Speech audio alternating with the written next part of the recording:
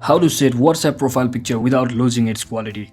So hello guys, welcome back to my YouTube channel. In this quick tutorial I'll be showing you how you can easily set WhatsApp profile picture without losing its quality. So first thing, just head over to your WhatsApp application and just click on any of the chats.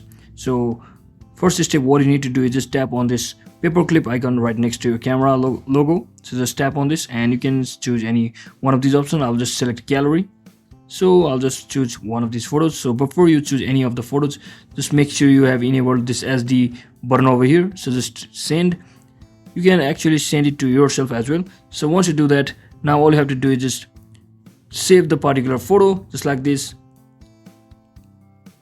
So now that you have successfully saved the SD version of your photo on your gallery, now just tap on your profile picture, or you can also come over here right at the top right corner and click on this three dot icon and just click on settings, and then just select profile picture from over here and just tap on camera and then select gallery and just choose the photo which you just saved just like this and just click on done. And just like that, you should have successfully set it up WhatsApp profile picture without losing its quality. So that's it for today guys. I hope this video was helpful. If it was, don't forget to like and subscribe to the channel. See you on the next one.